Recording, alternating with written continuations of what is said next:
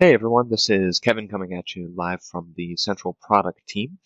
Just wanted to quickly reach out and introduce some of the new capabilities that we're seeing in LogMeIn Central as of today, August 23rd. So first off, in order to see these new capabilities, I do just want to give you a little bit of background here. We do have a new host version as well as a new client version that's available for PCs and Macs. First off, the host version for PCs is going to be build 11.548. You'll also want to open up your LogMeIn client application, and you should be able to automatically update that as well.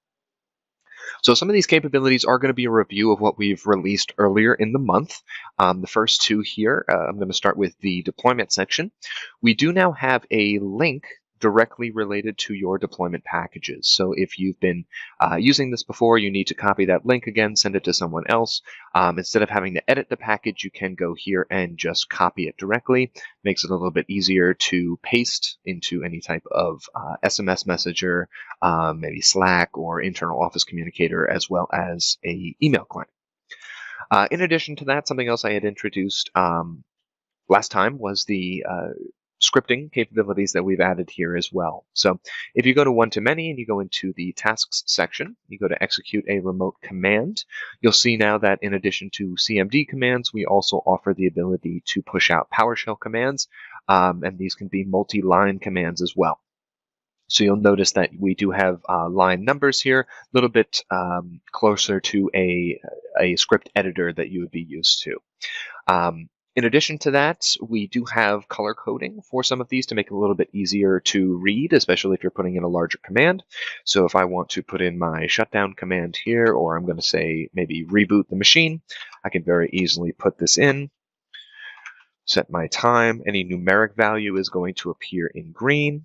And then, of course, any string or text string that's going to appear between two quotation marks will appear in a dark red.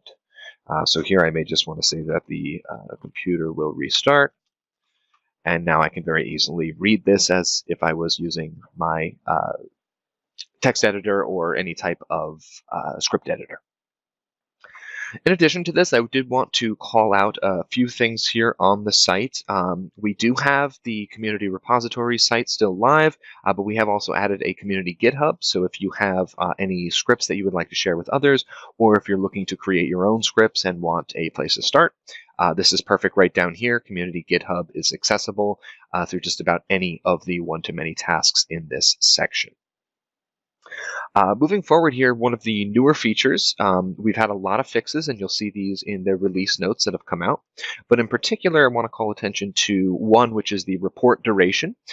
So we are now showing a much more accurate report duration for remote control, but we've added an additional report on top of this. So if you head over to your report viewer and you go to account activity and usage as your category, simply select remote sessions. You'll see that remote access sessions in last month is now is different from remote sessions.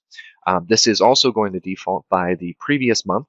But if we click on this here and we hit view report, you're not only seeing who's been doing a remote control, but you're also seeing what else they've been doing within LogMeIn. So as background access starts to catch on a little bit more and more, you can see not just, again, remote control, but who has been accessing computers from the back end, or who's been performing file management, really anything that's occurring outside of remote control, and you'll get the correct duration here on this report. Lastly, I did just want to address some of the fixes that we've released within LogMeIn Central. Naturally, you'll see these in the release notes. We just discussed the report duration, but in addition to that, I did want to talk a little bit about Windows updates.